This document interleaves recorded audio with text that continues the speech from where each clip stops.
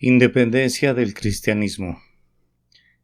Sermón predicado la mañana del domingo 31 de agosto de 1857 por Charles Haddon Spurgeon en The Music Hall Royal Surrey Gardens.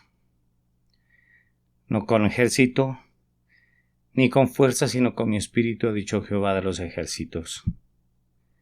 Zacarías, capítulo 4 y versículo 6. El primer y más grande objetivo de Dios es su propia gloria. Hubo un tiempo antes de todos los tiempos en el que no había más que el anciano de días, cuando Dios moraba solo en la magnificencia de su sublime soledad. Si debía crear o no crear era una pregunta que dependía de la respuesta a otra pregunta. ¿Sería para su honor o no? Determinó que se glorificaría a sí mismo creando. Pero al crear, más allá de toda duda, su motivo era su gloria, y desde entonces siempre ha gobernado la tierra e incluso la ha bendecido con el mismo objetivo en su mente infinita, su propia gloria y honor. Los motivos menores que Dios tenía eran menos que los divinos. Es la posición más alta a la que tú o yo podríamos llegar, vivir para Dios. Y la más alta virtud de Dios es que se magnifique a sí mismo en toda su grandeza, como el infinito y el eterno. Lo que sea que Dios permita o haga, lo hace con este único motivo, su propia gloria. Y aún la salvación, aunque costosa e infinitamente beneficiosa para nosotros, tuvo como primer objeto y como gran resultado la exaltación del ser y de los atributos del gobernante supremo. Ahora bien, como esto es cierto en el general de los grandes actos de Dios, esto es igualmente cierto en las minucias de los mismos. Es cierto que Dios tiene una iglesia, que esa iglesia ha sido redimida y será preservada para su gloria. Y es igualmente cierto que todo lo que se hace a la iglesia, en la iglesia o para la iglesia, ya sea con el permiso o por el poder de Dios, es para la gloria de Dios, así como para el bienestar de la iglesia.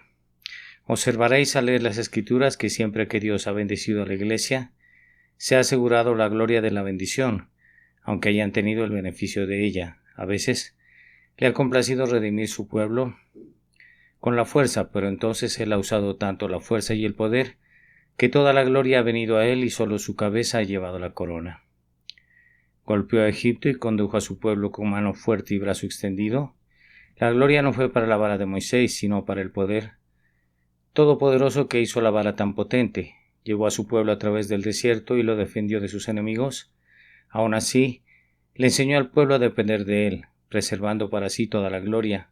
Ni Moisés ni Aarón entre los sacerdotes o profetas pudieron compartir el honor con él. Y dime si quieres de la matanza de Anac y la destrucción de las tribus de Canaán. Cuéntame de la posesión por parte de Israel de la tierra prometida. Háblame de filisteos derrotados y amontonados, de los madianitas hechos caer unos sobre otros. Cuéntame de reyes y príncipes que huyeron apresuradamente y cayeron hasta que la tierra se volvió blanca como la nieve en Salmón. Diré de cada uno de estos triunfos cantad al Señor, porque ha triunfado gloriosamente, y diré al final de cada victoria, corónalo. Corónalo porque lo ha hecho, y que su nombre sea exaltado y ensalzado por los siglos de los siglos. A veces, sin embargo, Dios elige no emplear la agencia del poder. Si elige salvar con fuerza y poder, es para que la gloria sea para Él. Y cuando dice, no por la fuerza ni por el poder, sino por mi espíritu, dice el Señor, sigue siendo con el mismo objetivo y el mismo deseo que podemos ser guiados, para dar al Rey de Reyes renombre, el Señor de los señores con corona de gloria. Dios está celoso de su propio honor. No dejará que ni siquiera su iglesia se libere para honrar a los hombres más que a Dios. Tomará para sí el trono sin un rival. Él usará una corona que nunca usó cabeza y blandeará un cetro que nunca mano ha empuñado. Porque tan ciertamente como Él es Dios, la tierra sabrá que Él y solo Él lo ha hecho, y a Él será la gloria. Ahora mis objetivos de esta mañana serán glorificar a Dios, mostrando a vosotros que amáis al Salvador, que la preservación y el triunfo de la Iglesia deben realizarse, no por el poder ni por la fuerza, sino por el Espíritu de Dios, para que todo el honor sea para Dios y nada para el hombre. Dividiré mi texto de forma muy simple, se divide a sí mismo. Primero, no por la fuerza, en segundo lugar, ni por el poder, tercero, sino por mi Espíritu. Me preguntarás si hay alguna distinción entre estas dos palabras, no por la fuerza ni por el poder. Yo respondo que sí. Los mejores eruditos hebreos nos dicen que la fuerza En primer lugar, puede ser traducida como ejército. La Septuaginta lo traduce así, significa poder colectivo, el poder de un número de hombres combinados. La segunda palabra poder significa la destreza de un solo individuo, por lo que podría parafrasear mi texto así: no por el poder combinado de los hombres que trabajan para ayudarse mutuamente, ni por el poder separado de un solo héroe, sino por mi espíritu, dice el Señor. Y ahora verán la distinción, que no está exenta de diferencias. Para empezar, entonces, la preservación y el triunfo de la Iglesia no puede ser logrado por la fuerza, es decir, no por el poder colectivo. En primer lugar, consideremos que el poder reunido representa a los ejércitos humanos. La Iglesia, afirmamos, no puede ser preservada ni sus intereses pueden ser promovidos por ejércitos humanos. Todos hemos pensado lo contrario en nuestro tiempo y hemos dicho tontamente cuando un nuevo territorio fue anexado a nuestro imperio: qué providencia que Inglaterra haya anexado a la India, o haya tomado para sí algún otro territorio. Ahora se abre una puerta para el Evangelio. Un poder cristiano necesariamente fomentará el cristianismo, y viendo que un poder cristiano está a la cabeza del gobierno, es probable que los nativos sean inducidos a investigar la autenticidad de nuestra revelación, y así se obtendrán grandes resultados. ¿Quién puede decir que a punta de bayoneta británica el Evangelio será llevado, y que por el filo de la verdadera espada de los hombres valientes el Evangelio de Cristo será proclamado? Lo he dicho yo mismo, y ahora sé que soy un tonto por mis dolores, y que la Iglesia de Cristo también ha sido miserablemente engañada. Por esto afirmaré y probaré también que el progreso de las armas en una nación cristiana no es el progreso del cristianismo, y que la expansión de nuestro imperio, tan lejos de ser ventajosa para el Evangelio, sostendré y proclamaré este día, ha sido hostil a él. Limitaremos nuestra atención por un momento o dos a la India. Creo que el dominio británico allí ha sido útil en muchos sentidos. No negaré la influencia civilizadora de la sociedad europea, o que se han hecho grandes cosas por la humanidad, pero sí afirmo, y puedo probarlo, que habría habido una mayor probabilidad de que el Evangelio se extendiera en la India si se hubiera dejado en paz que la que ha habido desde la dominación de Gran Bretaña. ¿Pensaste que cuando los cristianos, como los llamaste, tuvieran la tierra, favorecerían la religión? Ahora expondré un hecho de que debería atravesar toda la extensión de la tierra. No se basa en rumores, me lo informó hace poco un clérigo, en cuya memoria el hecho está vívidamente grabado. Un cipayo de cierto regimiento fue convertido a Dios por un misionero. Se propuso bautizarse y hacerse cristiano. Note, no un cristiano a nuestra manera como un bautista o un independiente o un metodista, sino un cristiano según la tendencia de la Iglesia episcopal establecida en este reino. Fue visto por el capellán y fue recibido como un cristiano. ¿Qué crees que consiguió ese cipayo? Que la Compañía de las Indias Orientales se sonroje para siempre. Fue despojado de sus regimientos, despedido del servicio y enviado a casa porque se había convertido en cristiano. Soñamos que si los cipayos tuvieran el poder, nos ayudarían. Por desgracia, la política de la codicia no se puede hacer fácilmente para ayudar al reino de Cristo. Pero tengo otra cuerda en mi arco. Creo que la ayuda del gobierno habría sido mucho peor que su oposición. Lamento que la compañía a veces desaliente la empresa misionera, pero creo que, si la hubieran fomentado, habría sido mucho peor aún, ya que su estímulo habría sido el mayor obstáculo que pudiéramos recibir. Si mañana tuviera que ir a la India a predicar el Evangelio, rogaría a Dios, si tal cosa pudiera ser, que me diera un rostro negro y me hiciera como un hindú, porque si no, sentiría que cuando predicara debería ser considerado como uno de los señores, uno de los opresores. Puede que alguna vez se añada, y no debo esperar que mi congregación me escuche, como un hombre que habla a los hombres, un hermano a hermano, un cristiano lleno de amor, sino que me escucharían y solo me objetarían, porque incluso a mi rostro blanco me daría cierta apariencia de superioridad, porque en Inglaterra nuestros misioneros y nuestros clérigos han asumido una especie de superioridad y dignidad sobre el pueblo. Se han llamado a sí mismos clérigos y al pueblo laicos, y el resultado ha sido que han debilitado su influencia. He pensado que es correcto venir entre mis semejantes y ser un hombre entre los hombres, solo uno de ellos su igual y su amigo, y se ha unido a mí, y no se han negado a amarme. Y no esperaré a tener éxito en la predicación del Evangelio a menos que pudiera pararme y sentir que soy un hermano, hueso de su hueso y carne de su carne. Si no puedo estar ante ellos de esta manera, no puedo llegar a sus corazones. Envíeme entonces a la India como uno de los gobernantes dominantes, y me darán un trabajo que no podré realizar cuando me digan que evangelice a sus habitantes. Ese día, cuando John Williams cayó en la Erromanga, lloraste, pero fue un día más esperanzador para Erromanga que el día en que nuestros misioneros de la India desembarcaron allí por primera vez. Prefería ir a predicar a los más grandes salvajes que viven que ir a predicar en el lugar que está bajo el dominio británico. No por culpa de Gran Bretaña, sino simplemente porque yo, como británico, sería considerado como uno de los superiores, uno de los señores, y eso me quitaría mucho de mi poder para hacer el bien. Ahora, ¿podrías echar un vistazo al mundo? ¿Alguna vez oyó hablar de una nación bajo el dominio británico que se convierte a Dios? El señor Moffat y nuestro gran amigo el Dr. Livingstone han trabajado en África y con gran éxito y muchos se han convertido. ¿Ha oído hablar de sus tribus Kafir, protegidas por Inglaterra, que se han convertido? Es solo un pueblo que se ha ido dejando a sí mismo y predicado por los hombres como hombres que han sido llevados a Dios. Por mi parte, concibo que cuando una iniciativa comienza en el martirio, no es menos probable que tenga éxito, pero cuando los conquistadores empiezan a predicar el Evangelio, a los que han conquistado no tendrán éxito. Dios nos enseñará que no es por medio del poder. Todas las espadas que han brillado alguna vez de las vainas no han ayudado a Cristo ni un solo grano. La religión de los maometanos puede ser sostenida por cimitarras, pero la religión de los cristianos debe ser sostenida por el amor. El gran crimen de la guerra nunca puede promover la religión de la paz. La batalla y la vestimenta envuelta en sangre no son un preludio adecuado para la paz en la tierra, la buena voluntad para con los hombres, y sostengo firmemente que la matanza de hombres, que las bayonetas, las espadas y las pistolas nunca han sido ni podrán ser promotores del Evangelio. El Evangelio avanzará sin ellos, pero nunca a través de ellos. No por la fuerza, no se engañe otra vez si oye que los ingleses están conquistando China. No te arrodilles y agradezcas a Dios por ello, y digas que es algo tan celestial para la difusión del Evangelio. No, no lo es. La experiencia te enseña que si miras el mapa verás que solo he dicho la verdad, que donde nuestras armas han sido victoriosas el Evangelio ha sido obstaculizado en lugar de no hacerlo. Así que donde los isleños de los mares del sur han doblado sus rodillas y arrojado sus ídolos a los murciélagos, los hindúes británicos han conservado sus ídolos, y donde bechuanas y bosquimamos se han convertido al Señor, los asuntos británicos no se han convertido, no quizás porque fueran británicos, sino porque el hecho mismo de que el misionero fuera británico lo puso por encima de ellos y debilitó su influencia.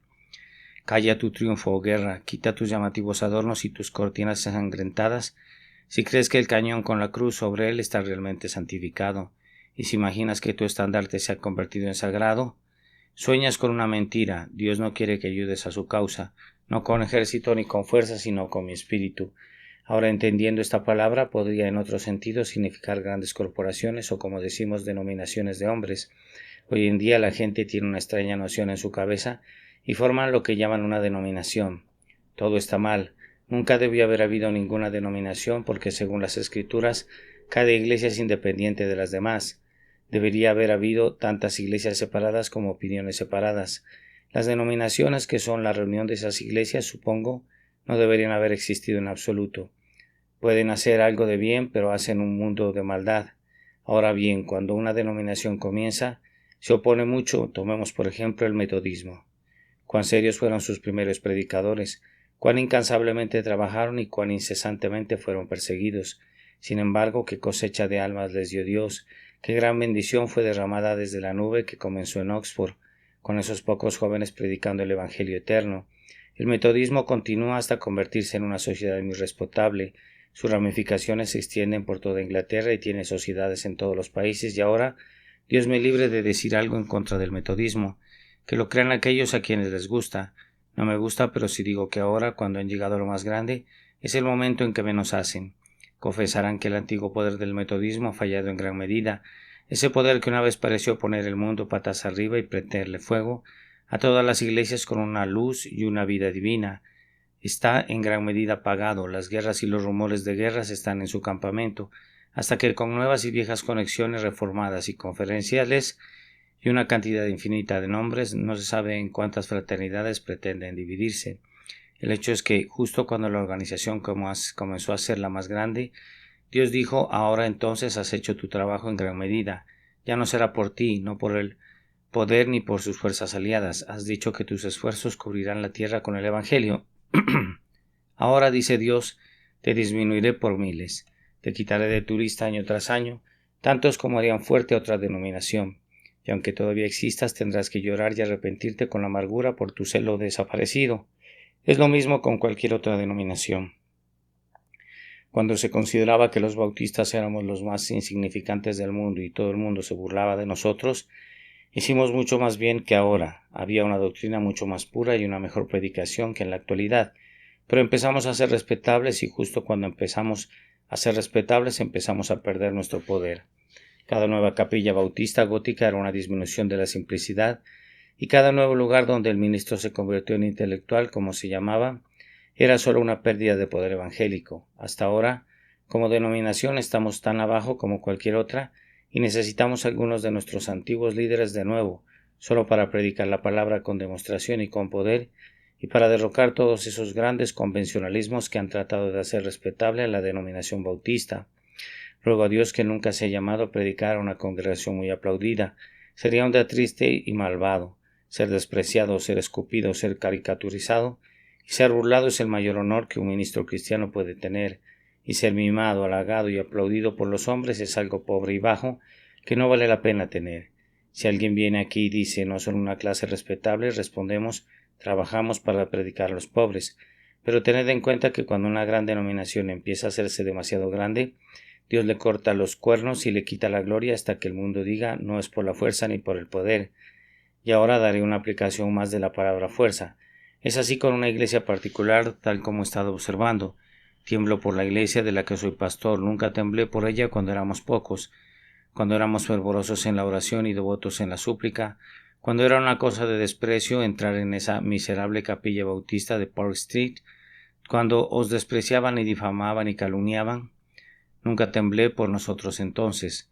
Dios estaba bendiciendo el ministerio, las almas se salvaron y caminamos juntos en el temor del Señor y en el amor, pero ahora tiemblo por ello, ahora que Dios ha ampliado nuestras fronteras y nos ha dado la posibilidad de contar nuestros miembros, no por decenas sino por centenas, ahora que podemos decir que somos la mayor iglesia bautista de Inglaterra. Tiemblo porque ahora es el momento en que empezaremos a decir somos un gran pueblo, haremos mucho, somos una gran institución. El mundo nos mirará y haremos mucho. Si alguna vez decimos eso, Dios dirá maldito sea el que confía en el hombre y pone carne por su brazo, y nos ocultará la luz de su rostro para que nuestra montaña que está firme comience a temblar. Oh iglesias, todos los que sois representantes de las iglesias llevad la noticia. Oh iglesias, tened cuidado de no confiar en vosotros mismos, tened cuidado de no decir somos un cuerpo respetable, somos un número poderoso, somos un pueblo potente. Ten cuidado de no empezar a glorificarte en tu propia fuerza, porque cuando esto se haga, hay cabod, estará escrito en tus muros y tu gloria se alejará de ti. Recuerda que aquel que estaba con nosotros cuando éramos pocos debe estar con nosotros ahora que somos muchos, o de lo contrario hemos de fracasar. Y aquel que nos fortaleció cuando éramos pequeños en Israel debe estar con nosotros, ahora que somos como los miles de Manasés, o si no, todo ha terminado con nosotros y nuestro día ha pasado, no por la fuerza ni por el poder, sino por mi espíritu, dice el Señor.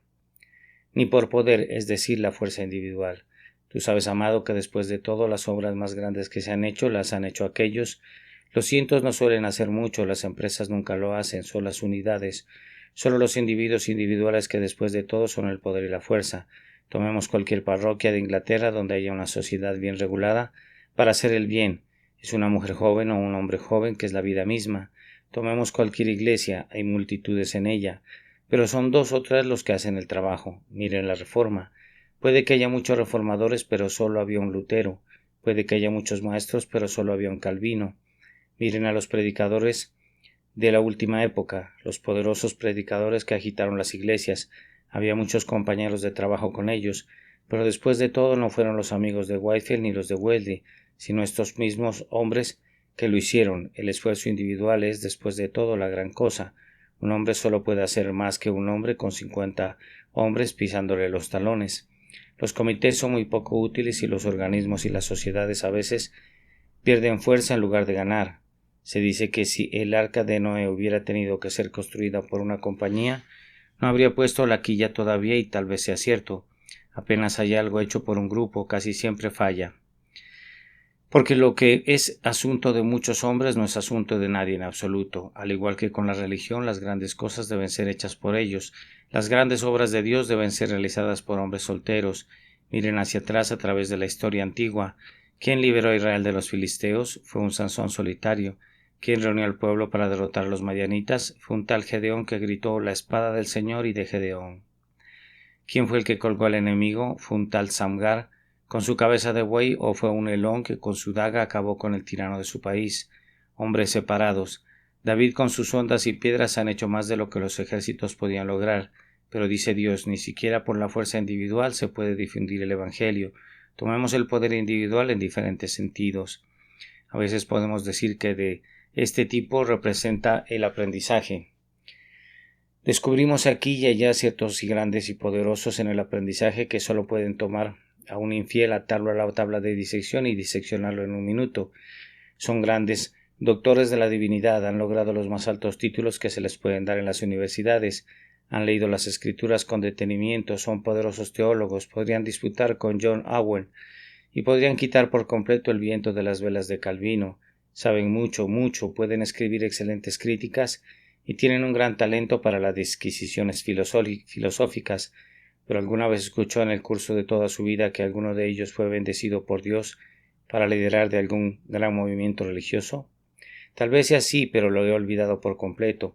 Puede que haya ocurrido algo así, pero no lo recuerdo.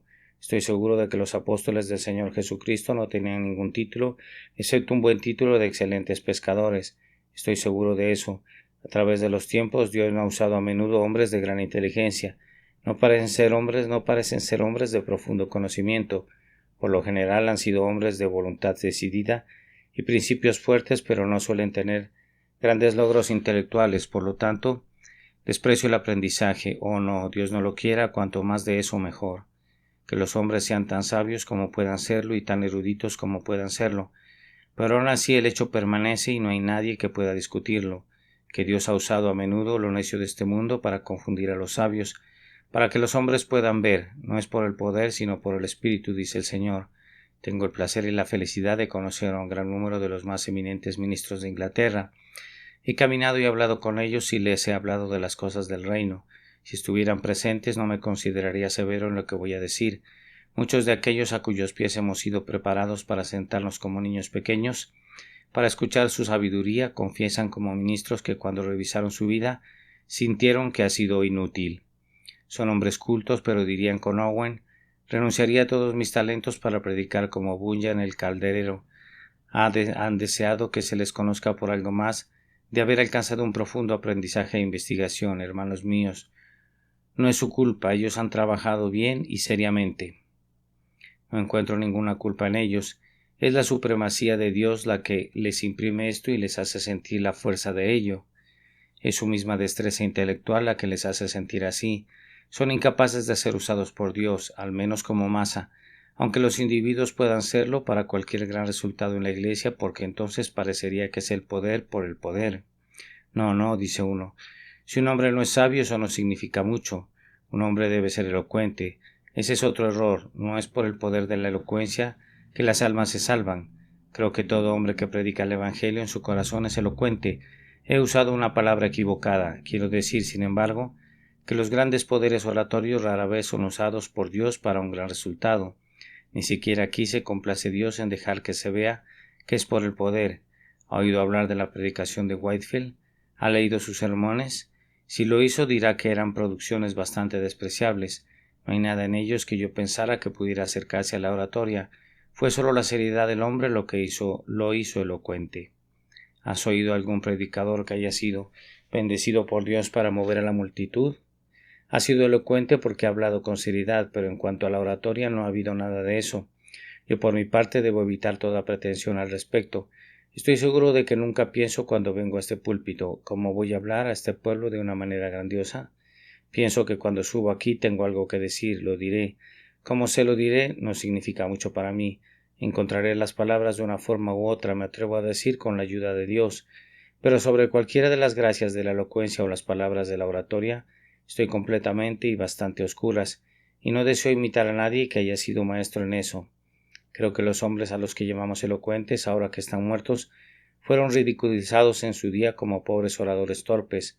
Ahora que están enterrados son canonizados, pero en su vida fueron injuriados.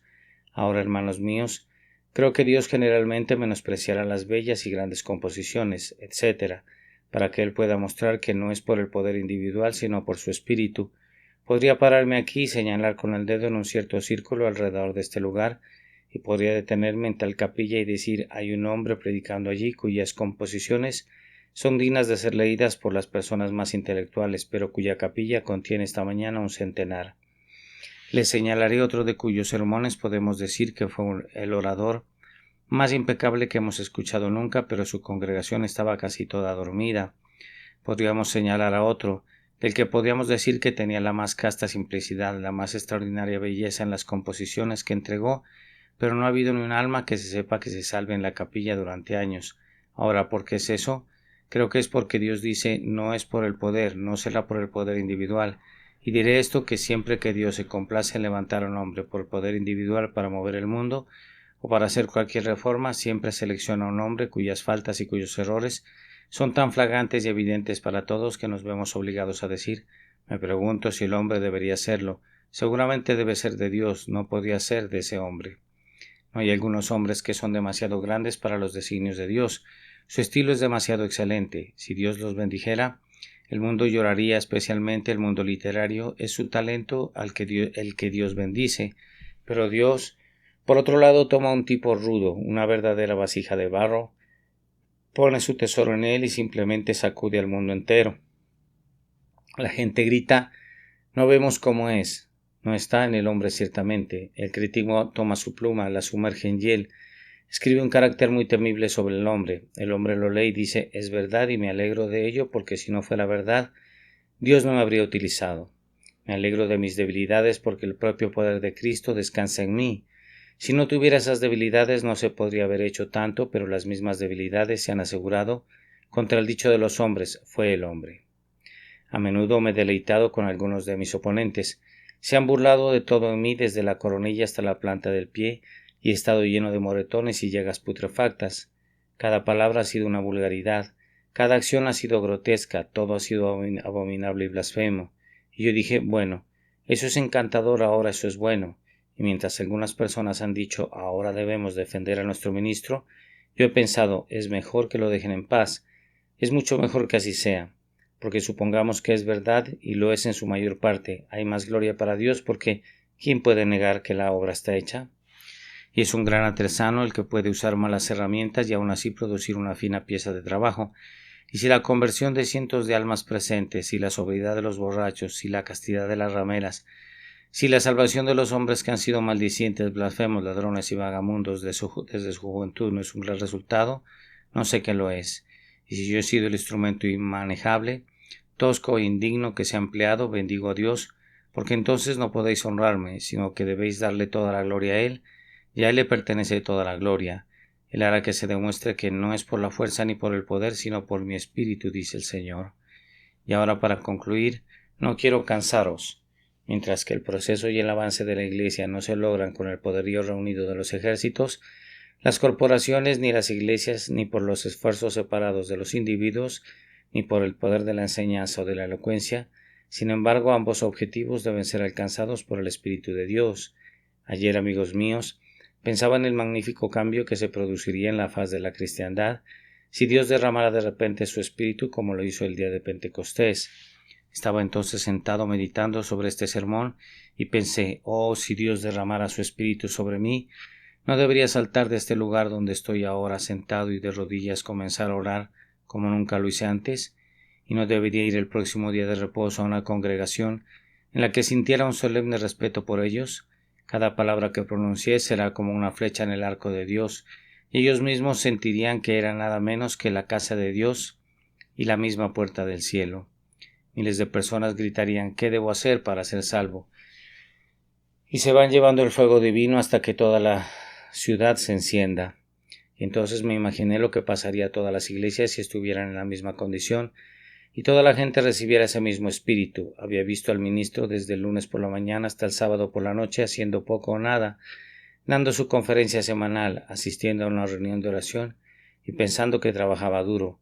Le vi de repente levantarse de su sillón e ir a todos los enfermos de su capilla, y me fijé en cómo daba un breve discurso de consuelo a los enfermos con tanta seriedad y tan divina sencillez que levantaban la cabeza de sus almohadas y empezaban a cantar incluso en las agonías de la muerte. Me pareció ver a otros de ellos ciñéndose los lomos y llorando. ¿Qué estoy haciendo? Los hombres están pereciendo y les estoy predicando, pero 3 veces a la semana estoy llamando al trabajo del ministerio. Creí haber leído que todos esos ministros irían a predicar al aire libre el próximo lunes por la noche. Creí verlos a todos ellos volando como los ángeles vuelan de ida y vuelta a esta tierra, y luego creí ver a los diáconos llenos del Espíritu también, y los encontré con todos sus poderes haciendo todo en el temor de Dios. Encontré que aquellos que habían sido señores y gobernantes ya no buscaban ser como Diótrefes. Vi la influencia celestial esparcida sobre cada mente.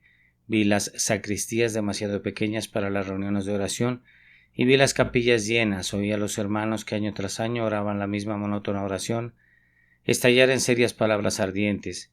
Vi a toda la asamblea derretirse en lágrimas cuando el pastor se dirigió a ellos y los instó a orar, y escuché a los hermanos uno por uno mientras se levantaban hablando como hombres que habían estado con Jesús y habían aprendido a orar. Oraron como si hubieran escuchado a Cristo orar en Getsemaní, esa oración que era como nunca antes había orado un hombre, y entonces creí ver a todos esos miembros, diáconos y pastores salir al mundo. Yo me imaginé qué predicación habría, qué distribución de tratados, qué ofrenda, qué vida santa. Entonces ya me pareció oír a cada casa en vísperas de la fiesta pronunciando su canción, y a cada cabaña en la madrugada elevando su oración al cielo. Creí ver en cada reja de arado consagrada a Dios y en cada campana de los caballos santidad al Señor, y luego creí ver a las diferentes denominaciones corriendo a los brazos de los demás. Vi al obispo quitarse la mitra y agarrar a su hermano disidente y llamarlo amigo, y ordenarle que predicara en su catedral, y me pareció ver al disidente puritano arrojando su odio al conformismo y recibiendo al hermano de la Iglesia de Inglaterra en su corazón. Creí ver a bautizados y no bautizados sentados en una mesa. Vi a los presbiterianos, wesleyanos, independientes y cuáqueros de acuerdo en una cosa, que Cristo crucificado era todo, y agarrándose las manos unos a otros, sí, y luego me pareció ver a los ángeles bajando del cielo, y no pasó mucho tiempo antes de que terminara mi sueño al oír el grito Aleluya, aleluya, aleluya, el Señor Dios omnipotente reina. Era un sueño, pero algún día será realidad. Por el Espíritu de Dios todo esto se llevará a cabo. No sé cómo ni por qué medios, pero sé que el gran agente debe ser el Espíritu Santo. Y ahora, queridos amigos, déjenme aconsejarles. Lo grandioso que la Iglesia quiere en este tiempo es el Espíritu Santo de Dios. Todos ustedes hacen planes y dicen si la Iglesia se modificara un poco iría mejor. ¿Crees que si hubiera diferentes ministros o un orden diferente en la Iglesia o algo diferente entonces todo iría bien? No, queridos amigos, no es ahí donde radica el error. Es que no queremos más del Espíritu. Es como si vieran una locomotora sobre un ferrocarril y funcionara, y pusieran un maquinista y dijeran ahora ese maquinista servirá.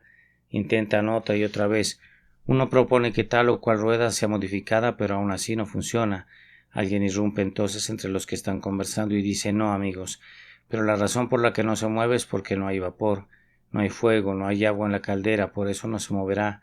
Puede que tenga algunos defectos, puede que necesite un poco de pintura aquí y allá, pero funcionará lo suficientemente bien con todas esas fallas y solo la vaporizas. Pero ahora la gente dice esto y eso debe ser cambiado, pero no iría mejor a menos que Dios el Espíritu venga a bendecirnos. Podéis tener los ministros y serán 1000 veces más útiles para Dios.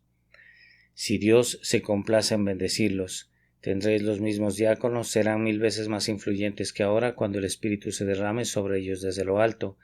Ese es el gran deseo de la Iglesia, y hasta que ese deseo sea suplido, podemos reformar y sigue siendo lo mismo. Queremos el Espíritu Santo, y entonces cualesquiera que sean las fallas que haya en nuestra organización, nunca podrán impedir materialmente el progreso del cristianismo, una vez que el Espíritu del Señor Dios esté en nuestro medio. Pero ruego que ores seriamente por esto. Sabes que no hay razón hoy por la que no hubiera predicado hoy para que todas las almas en el lugar se convirtieran. Si Dios el Espíritu Santo hubiera querido manifestarse, no hay ni sombra solitaria de razón por la cual toda alma que ha estado al alcance de mis labios no se hubiera convertido por algo dicho hoy, si Dios Espíritu Santo se hubiera dignado bendecir la palabra. Ahora repito, no hay un humilde metodista primitivo ni un predicador pobre e insignificante de cualquier tipo en la tierra que, si predica la verdad, Dios el Espíritu no puede hacerlo tan útil en la conversión como cualquiera de los grandes difuntos que están ahora ante el trono de Dios. Todo lo que necesitamos es el Espíritu de Dios. Queridos amigos cristianos, vayan a casa y ore por ello. No descansen hasta que Dios se revele, no se demoren.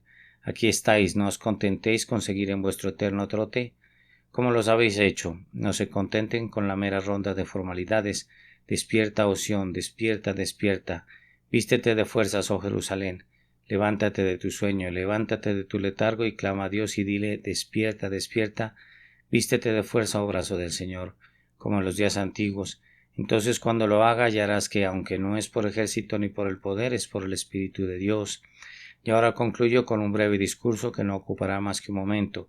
Pecador, pecador inconverso, a menudo has tratado de salvarte, pero has fracasado. Has buscado por tu propio poder y fuerza frenar tus malas pasiones y deseos licenciosos contigo.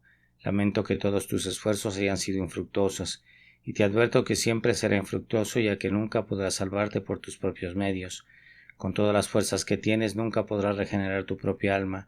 Nunca puedes hacerte nacer de nuevo, y aunque el nuevo nacimiento es absolutamente necesario, es absolutamente imposible para ti a menos que Dios el Espíritu lo haga. Oro por ti para que Dios el Espíritu pueda convencerte de pecado, y si ya estás convencido, te pido que creas en el Señor Jesucristo, porque Él ha muerto por ti, ha lavado tus pecados, estás perdonado. Creed en eso. Sean felices y sigan su camino con regocijo, y que Dios Todopoderoso esté contigo hasta que mueras. Amén. Independencia del cristianismo. Este sermón fue predicado precisamente la mañana del domingo 31 de agosto de 1857 por Carlos Haddon Spurgeon en The Music Hall, Royal Surrey Gardens. No con ejército ni con fuerza, sino con mi espíritu, ha dicho Jehová de los ejércitos. Zacarías capítulo 4 y versículo 6.